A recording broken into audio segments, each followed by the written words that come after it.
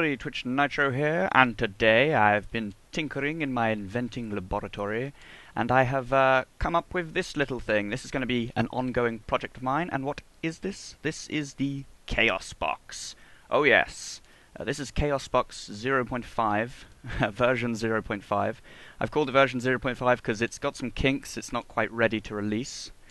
And what does the Chaos Box do, I hear you ask, I hear you cry? Well, I shall show you thusly.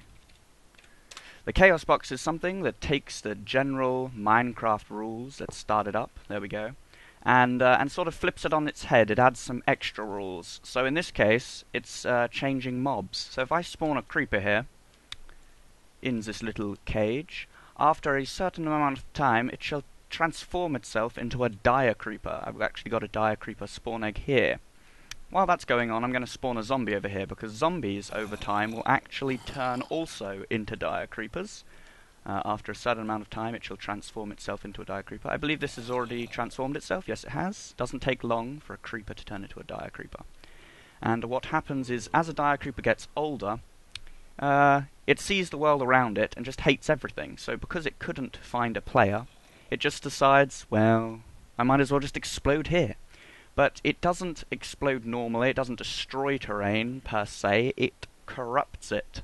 And I think we should be seeing that any time now, maybe? If you want to do it now, please?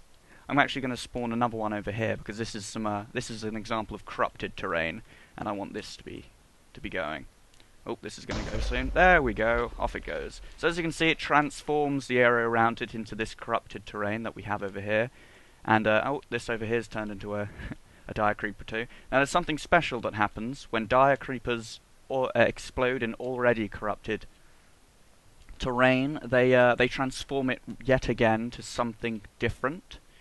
This guy will probably explode soon. While that's going, I'm going to spawn a skeleton here. Skeletons are not unchanged either. After a certain amount of time, they shall rank up in the world and become witches, or, you know, like necromancers. I haven't really done anything past that at the moment, so skeletons pretty much just turn into witches. Oh, there we go. That guy exploded as well. And any minute now. Thank you. As you can see, it transforms the world into terrain with physics effects. So after a while, the terrain will wow. The terrain will not only begin to transform the entire world. This is probably about the time I should probably start spawning. Oh look, a witch. And another one. Game rule. Do mob spawning. Where is it? Mob spawning. True. Good. So as it's night time, we should start to see all manner of evil things spawn. And the area below us should start to change. There's one more change I actually made as well. Not too sure about this one personally, but it's spiders. I should have probably spawned these a second ago, because it does take a while for them to age up. So all of this is being done using mainly the new snapshot's ability to give scoreboard values to entities. So over here you can see that I'm giving scoreboard value this creep virus thing. That's just what I named it during the testing.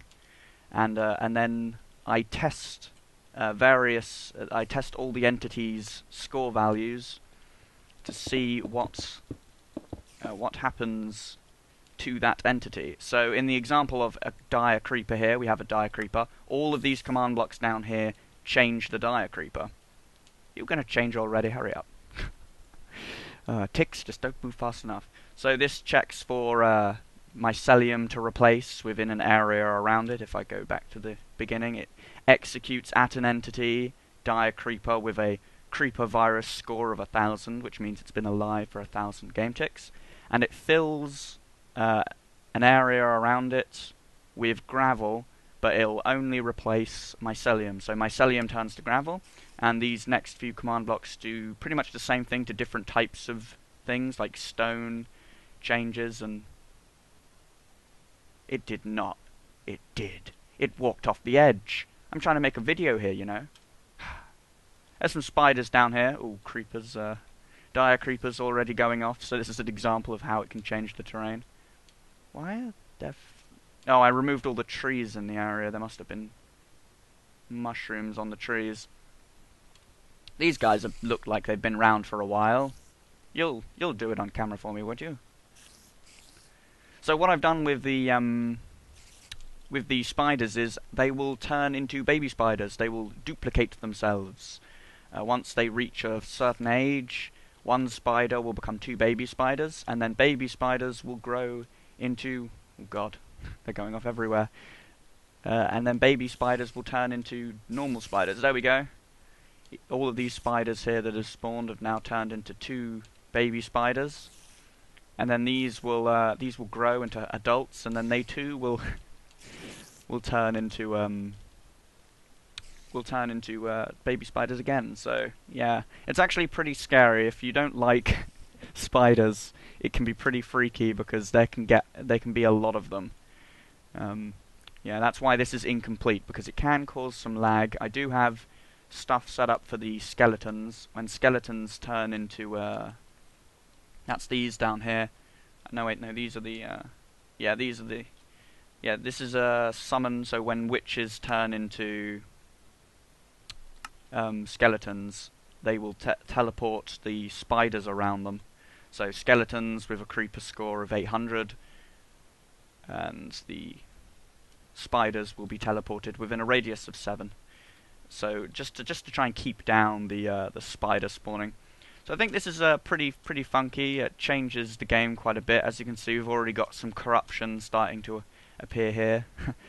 You can tell that I got this idea from Thumbcraft. If you've ever played Thumbcraft mod with the corruption, yeah, this is pretty much inspired by that. So I've got quite a few ideas of what to do here. As I said, this is not a complete version, but this I want to kind of build this with you. So this will be in the download if you want to look at some of the commands and figure out how it works. This is a fill clock down here. You just start it or stop it by placing a redstone block. And also, it sort of it activates down a line this way. So if you want to see how the commands are being executed, you just have to read them in the line going that way. And if you travel this way in the world, you'll go to a previous test site, which is utterly ruined. So I hope you guys have enjoyed the video. I hope you like the idea of the concept. I'll probably include some clips of what this area looks like after a while, just at the end here, and I will see you guys next time. Okay, so an amount of time has elapsed. I've turned off the spawning and made it daytime again, so we can... Oh my god! Look at the damage. Oh wow! There's definitely more caves been uncovered by the blasts. Wow. I think in a future version, I'm gonna have to make it so these appear rounder. Squares just don't look natural. Oh wow.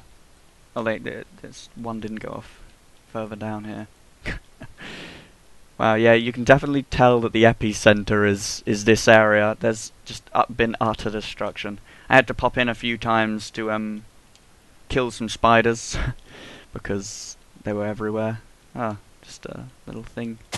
There we go. Get rid of that. Make sure the whole area is corrupted.